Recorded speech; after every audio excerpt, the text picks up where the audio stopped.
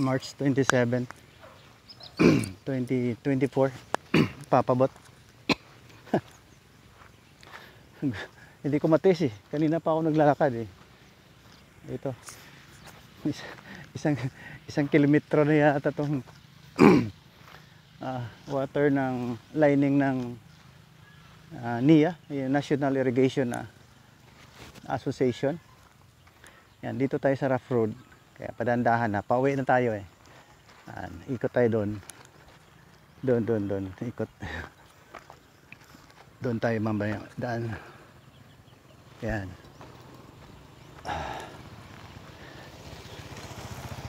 Yan.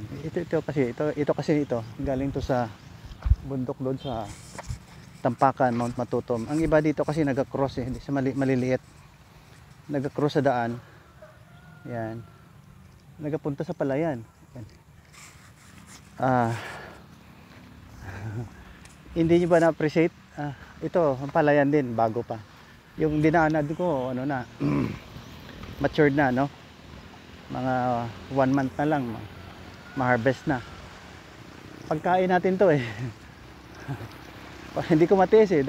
Dapat hindi ko mag-vlog kasi nag-concentrate ako ng kalalakad, kaya lang pauwi na. Dandahan na yung lakad natin. Yan. 9 months ako sa Canada, hindi ako nakapaglakad ng ganito. Before that, hindi rin ako naglakad mga 2 taon dahil mga more than a year. So mga 3 years ako hindi nakapaglakad. Mabuti kaya pa wala pa tayong mga tinatawag na joint pains or arthritis. Ganyan. Rough road lang to.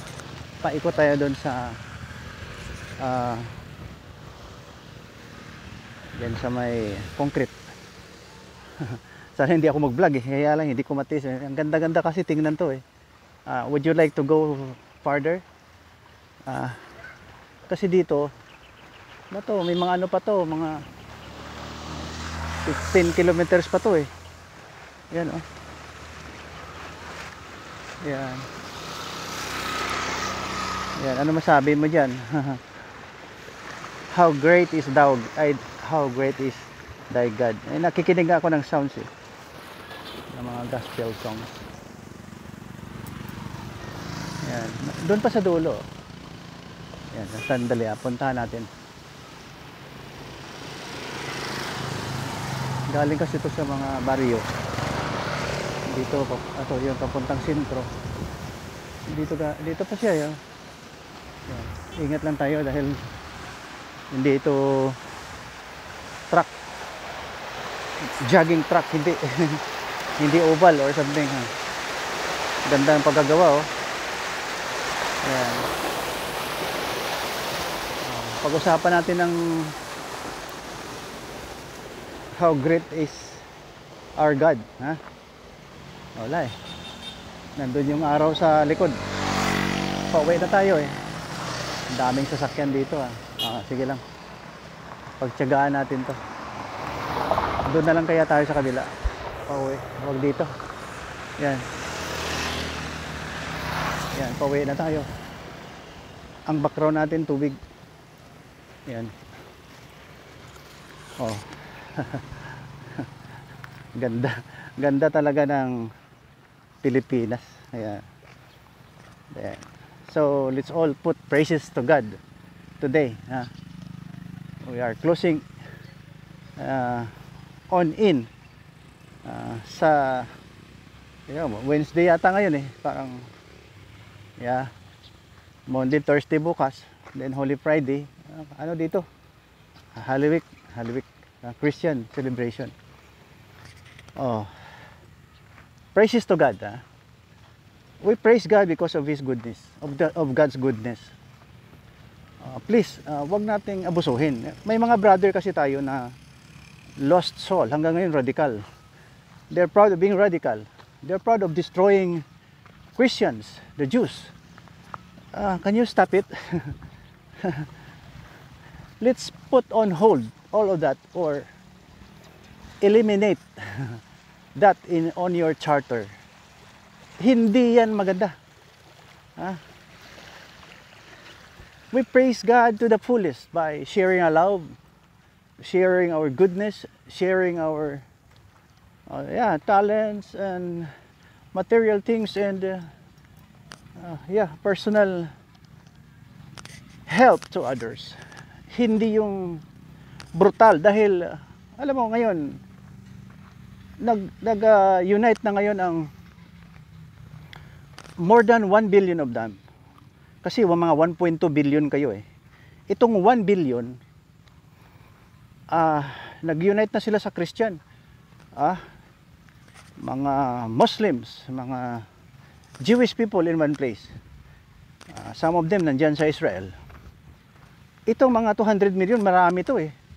Double the size of population of the Philippines. Marami pa tong radical eh. Sinasabi ko sa inyo, walang kwenta yan. Tingnan nyo yung sinong gumawa ng tubig. Yung nag-create sa atin. Do you think yung mga man-made materials, man-made na ginawa na, man-made structures na ginawa natin, do you think that you could also last forever with that? Can you still are you sure that you can bring that to heaven? We don't know what will happen to us. I know that. But we are assured of a good life, good position. Basahin nga natin Biblia. Hindi na tayo patumpik-tumpik pa eh. Kasi nililihis nyo kasi yung story. May story na sa mga Bible na maganda eh. Gumawa pa kayo ng mga istorya na gusto nyo. Yung mga Islamic scholars. Kaya sabi ko, all praises to God ngayon. But I cannot help but look at some discrepancies na ginagawa nyo. Nagkagulo tuloy ang mundo. Ay na lang. Ang ganda-ganda ng ang promesa ng Panginoon. You review ito, sinulat ni Jeremiah, chapter 33 verse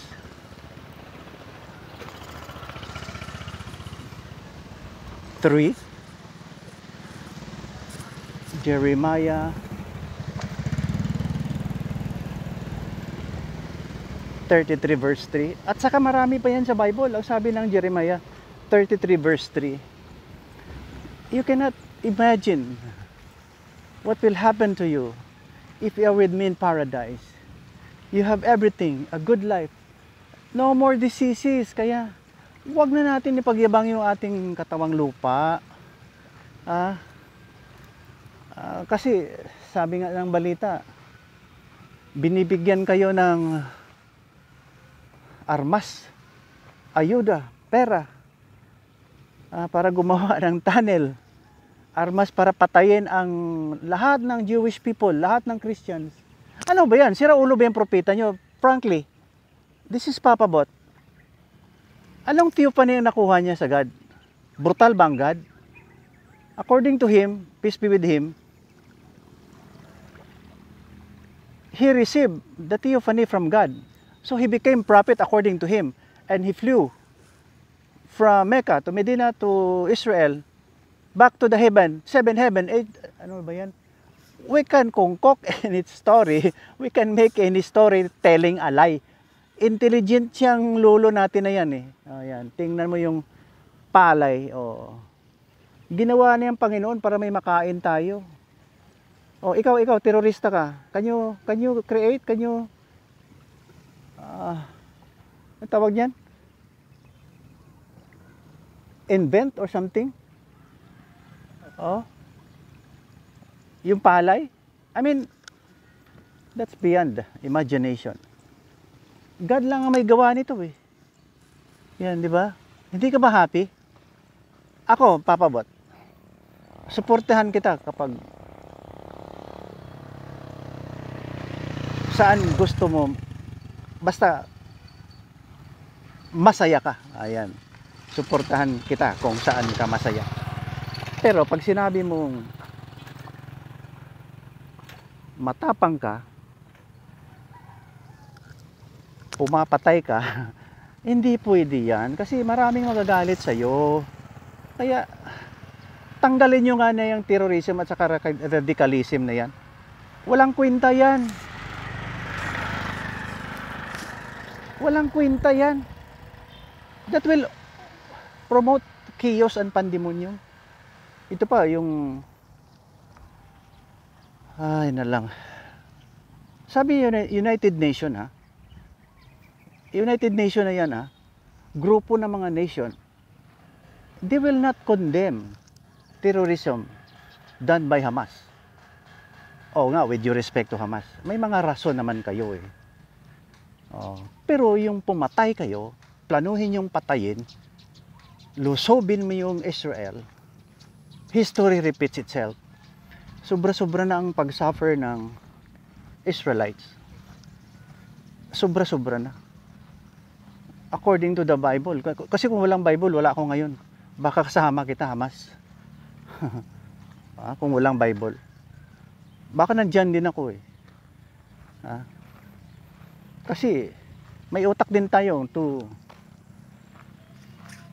choose, to select, because living is by choice.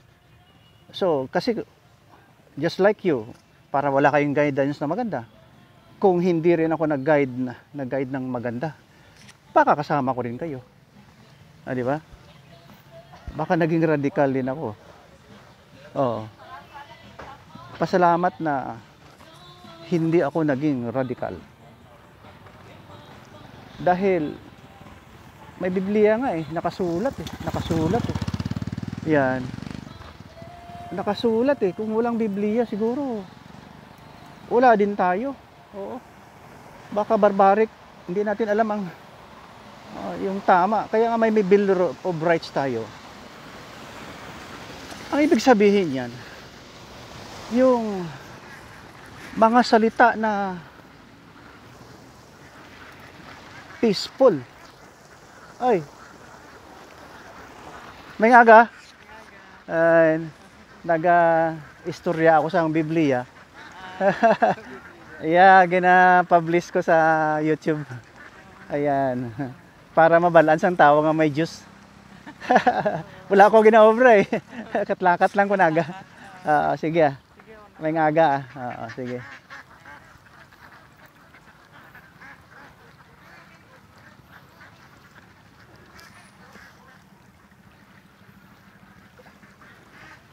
Ganda ng tubig na to eh. Are you not appreciating what I'm doing? It's the creation of God. My goodness.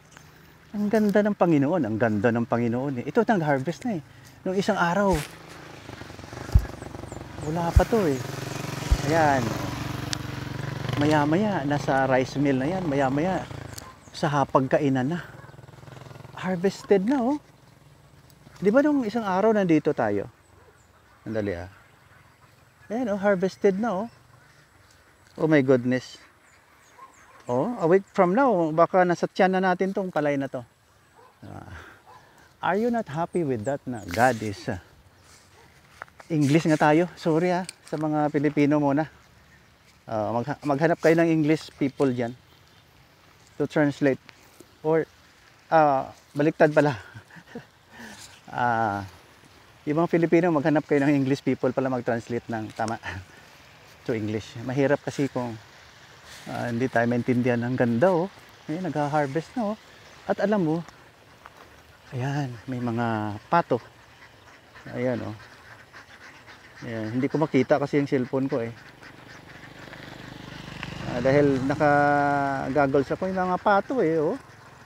Oh. Alam mo yung pato na yan, nagbibigay din ng itlog balot. Ang galing oh. Wala yan sa ibang lugar. Maniwala ka.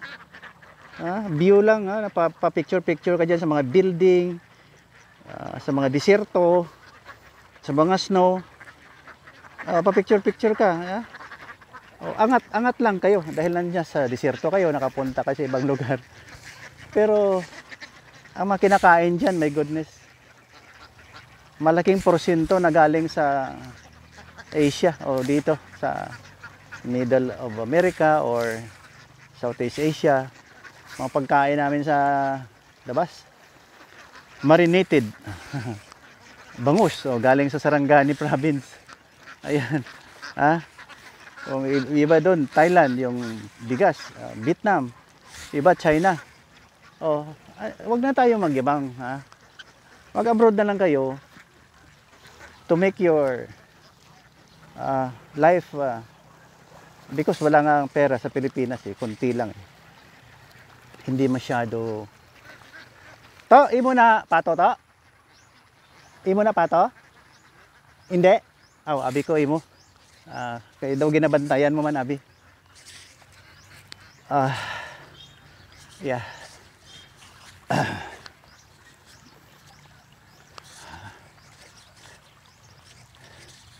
That's the real story.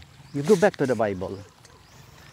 Kasi kung hindi yan sinulat, hindi nangyari yan. We go back to the experience sa mga Israelites. Sinulat yan. Iniwan nila, yung iba iniwan nila yung lugar nila, pero sila ang indigenous people sa Israel, doon sa Promised Land. Nakasulat eh. Kayo mga Arab, dumating lang kayo dyan dahil excited kayo na may propeta kayong piki. Ano man ka mo man, ano sa man mo, mga way utok. Nasa Bible. Sorry sa piki. Wala yan. Joke lang yan. Nasa Bible na they were enslaved for 100 years, 600 years, 400 years. Maya-maya, travel na naman sila ng 40 years sa desierto para umuwi lang ng Israel. Di ba? Kung hindi nangyari yan, hindi yan sinulat. Talagang harrowing, very sad experience. At saka may kwento dyan na para lang, hinahabol sila ng mga Egyptian eh. Hinahabol. Kawawa. Ngayon, yung staff ni Moses, yan, na-divide ang dagat. Dumaan sila sa dagat. Sa ilalim, tuyo. Hindi basa. Hindi sila nalunod. Kaya nakapunta sila doon sa isang lugar na wala ng mga kalaban. Ang problema, marami nga silang nawala for 1,000 years, pero nakasulat eh. Kung hindi nakasulat, hindi yan mapaniwalaan. Ang ganda ng pagkasulat sa Holy Bible. Kayo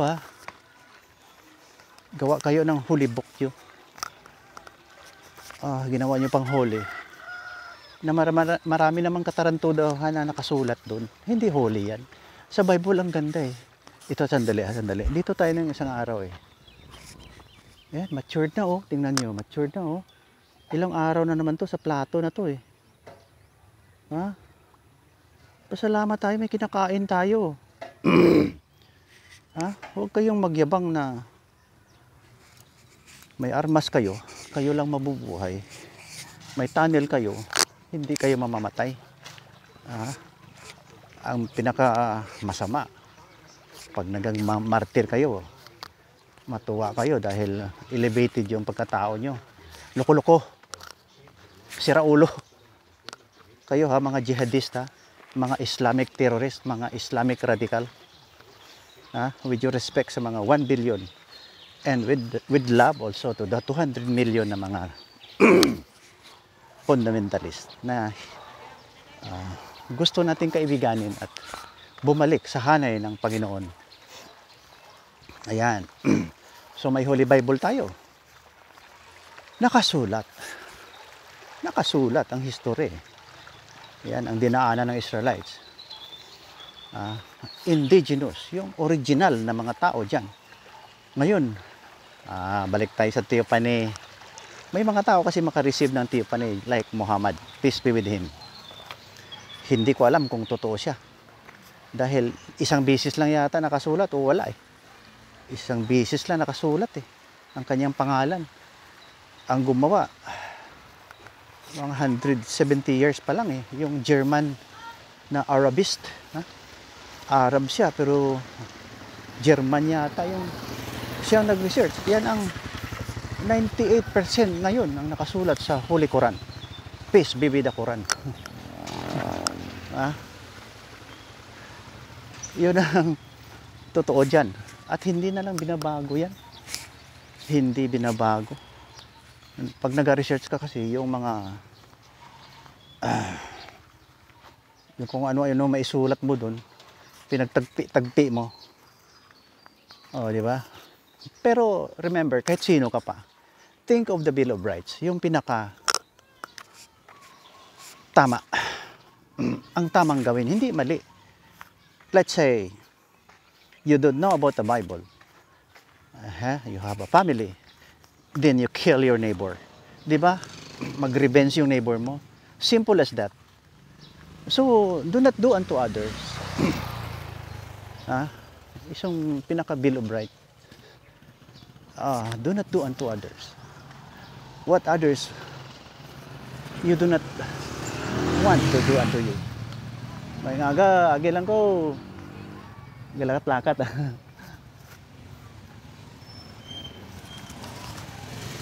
Di ba? Huwag mong gawin sa iba ang ayaw mong gawin sa iyo. Do not do unto others. Mag-English na lang tayo for people abroad. See, we have the Bible.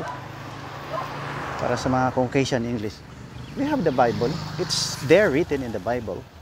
If not with the Bible, and what is there in the Bible, we don't know anything about the Israelites. We don't know anything about God.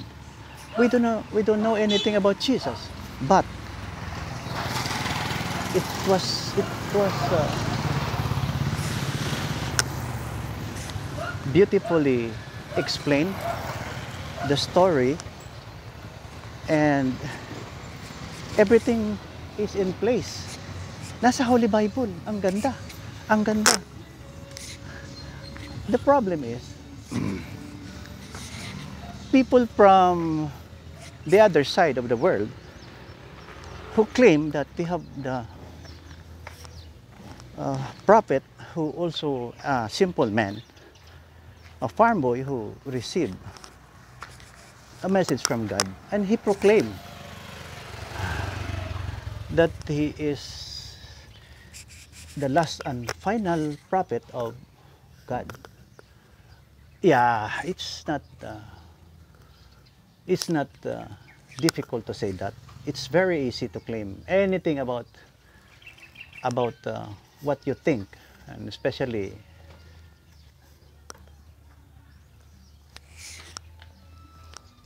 people heard about what you said. See? And they were able to write it and make it as a blueprint so that people will also follow that man. Yeah, there's no problem about receiving the theophany.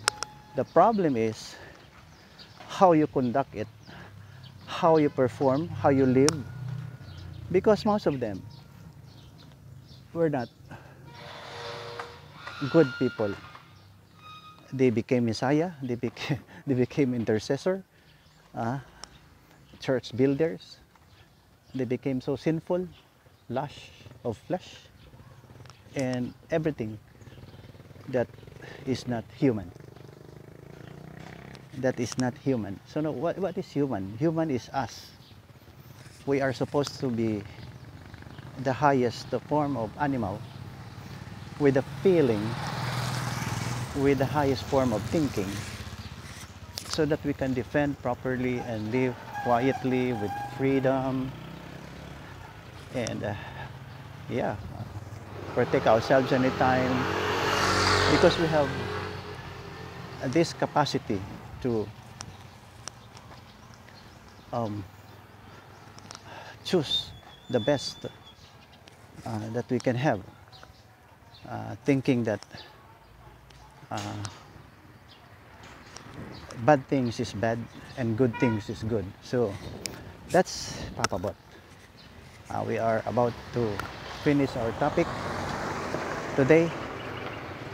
Let's praise God for His goodness, and let us pray for radical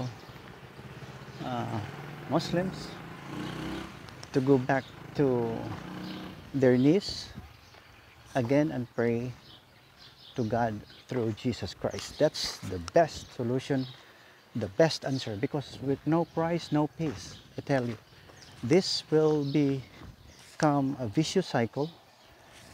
Terrorism, killing, problem, and there's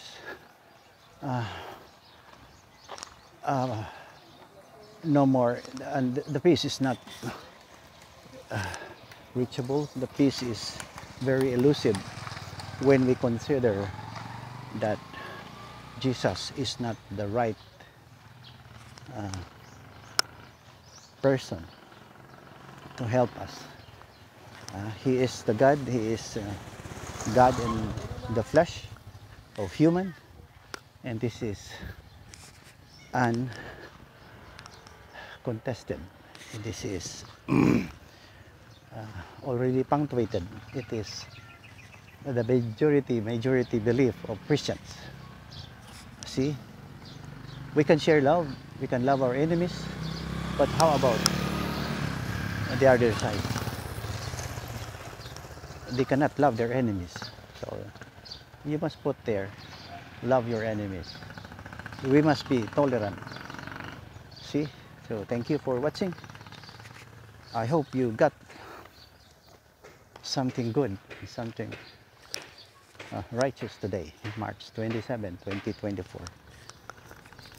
Yeah, okay. Thank you for everything, Lord.